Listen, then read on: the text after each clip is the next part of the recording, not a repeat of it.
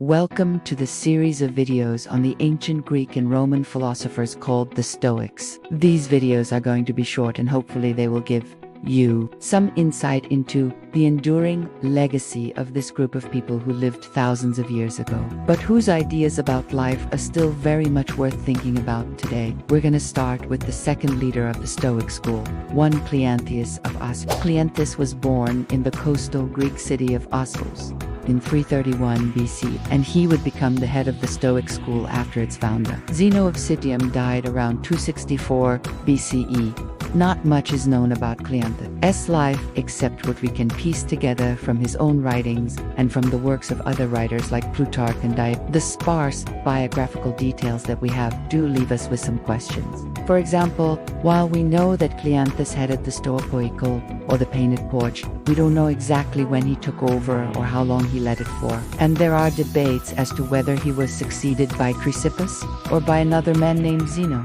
But we do know that Cleanthes was a prolific writer who authored over 700 poems and 9 books on rhetoric, and that many of his writings were used by later Stoics like Seneca and Marcus Aurelius. So, even though we don't know much about the man, we do know quite a bit about his philosophy. The Stoics before him had been concerned with a variety of issues, including ethics, physics, and logic.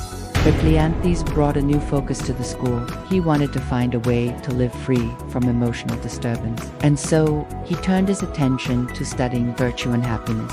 Now, Cleanthes did unthink that virtue and happiness could only be found by those who withdrew from society and shunned all forms of worldly engagement. Rather, he thought that one could live a life dedicated to virtue and still participate fully in the affairs of the world. But it wasn't easy. As he saw it, the key to living such a life lay in understanding the nature of the universe and one's place in it. In his view, the world was created and sustained by a divine logos or reason which permeated everything and brought order to it. This logos was not an abstract principle, but rather a personal agent, a force that Cleanthes refers to as Zeus in his poem on the universe. And so, in this work, which is considered to be one of the chief sources for our understanding of Cleanthes' thought, he presents a picture of the universe that is both beautiful and terrifying. The poem opens with an invocation to Zeus, asking him to inspire the poet with the desire to proclaim the greatness of his deeds. And then Cleanthes proceeds to describe the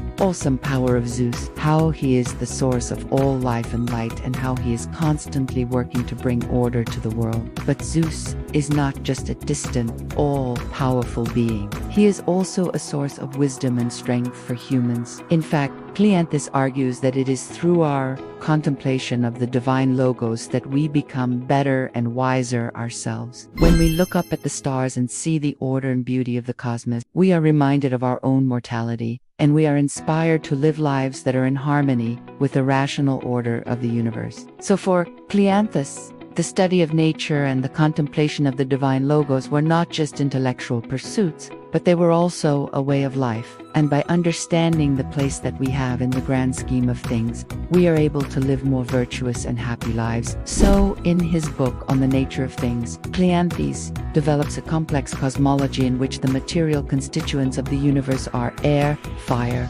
water, and earth. And he believed that these elements were constantly interacting with each other in a cyclical process of generation and destruction. Now, this cyclical view of the universe was a significant departure from the traditional Greek view of the cosmos as static and unchanging. It was also a view that was highly influential on later Stoics like Cicero and Seneca. Now, in addition to his cosmological theories, Cleanthes also developed a theory of perception that was based on the idea that the senses can deceive us. In his work on the nature of the soul, he argues that we cannot trust our senses to give us an accurate representation of reality. Instead, we must use our reason to interpret what our senses tell us. He believed that the soul was immortal, and that it continued to exist after the body died. And he argued that the purpose of life was to live in accordance with nature and to strive for wisdom and self. One of the ways that one could achieve this state of eudaimonia was through the practice of negative visualization. The idea that one should regularly contemplate the possibility of losing the things that one values most. By imagining the worst that could happen,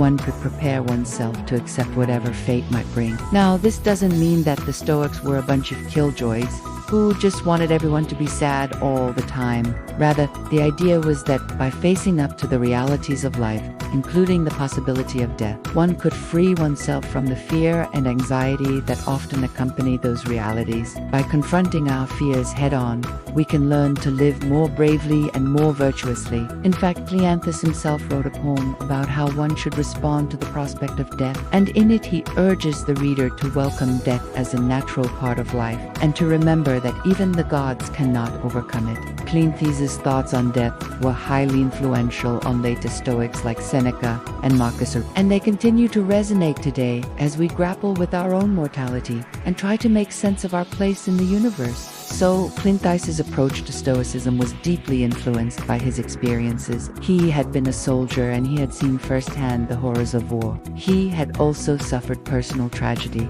including the loss of his wife and children. But instead of allowing these experiences to defeat him, he chose to see them as opportunities for growth and self-improvement. He realized that the only thing that truly mattered was virtue, and that everything else was of secondary importance. He also recognized that the key to a good life lay in our ability to control our thoughts and emotions. And he taught his students how to do just that through practices like negative visualization and the pursuit of wisdom. And Cleanthes' influence on the Stoics who came after him cannot be overstated. He helped to turn Stoicism from a small, obscure school of philosophy into a major philosophical movement that had adherents throughout the ancient world. His ideas about nature and the universe were highly influential, and they helped to shape the Stoics' distinctive view of the cosmos. But perhaps most importantly, he showed his students that Stoicism was not just a set of abstract ideas, but it was a way of life that could help them to overcome the challenges that they faced and to live more virtuous and fulfilling lives. He died around 232 BC, and he left behind a legacy that would endure for centuries. The Stoics who came after him, including Seneca, Epictetus, and Marcus Aurelius, would build on his teachings and adapt them to the changing circumstances of their own time. But it was Cleanthes